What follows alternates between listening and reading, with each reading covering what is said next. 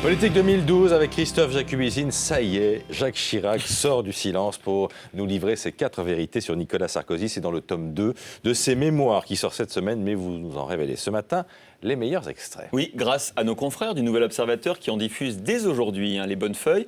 On est ce matin dans la tête de Jacques Chirac. Je sais désormais à quoi m'en tenir. Cette phrase terrible de Jacques Chirac le soir du 6 mai 2007, c'est la première phrase qui salue la victoire de Nicolas Sarkozy. Vous vous souvenez, Nicolas Sarkozy est sale Gaveau, il prononce son discours. Eh bien, Jacques Chirac est devant sa télévision à l'Élysée. Il y a Bernadette, il y a son petit-fils Martin et plusieurs de ses collaborateurs.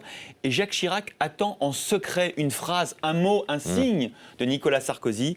Ce moment ne viendra jamais, écrit Jacques Chirac, visiblement blessé. Au fond de moi, je suis touché. À vous aujourd'hui, l'ancien président. Bon, franchement, ça faisait quand même 15 ans que Jacques Chirac se méfiait de Nicolas Sarkozy. Oui, Nicolas Sarkozy, lieutenant d'Édouard Balladur, tente une première fois de l'empêcher d'accéder à l'Élysée en 1995. Et puis, petite bombe de ce livre, Jacques Chirac semble penser que la pluie d'affaires qui s'abat sur lui, vous vous souvenez, les emplois fictifs, l'affaire aussi des terrains de Vigneux, pourrait avoir pour origine Nicolas Sarkozy, ministre du budget d'Édouard Balladur.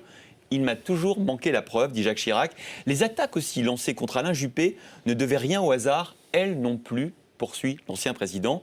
2 ans plus tard, Jacques Chirac est à terre, il entame sa cohabitation avec Lionel Jospin. En 1999, Sarkozy annonce à Jacques Chirac qu'il veut prendre la présidence du RPR. Vous voulez le faire ? Bah oui, si Dieu veut. Je retrouve Nicolas Sarkozy tel que j'ai connu quelques années auparavant, nerveux, impétueux, débordant d'ambition, ne doutant de rien et surtout pas de lui-même.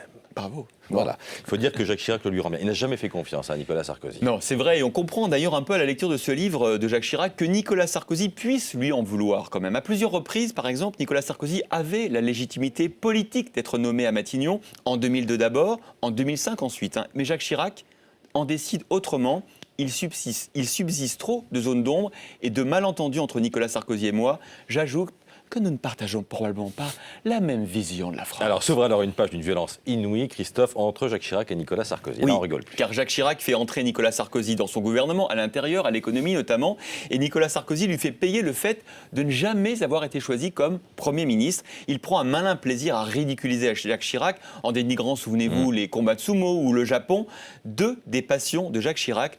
Nous n'avions pas les mêmes goûts, ni la même culture, dit Jacques Chirac. Le 14 juillet 2004, Jacques Chirac décide de remettre à sa place publiquement son ministre des Finances qui critique à l'époque le budget de la Défense.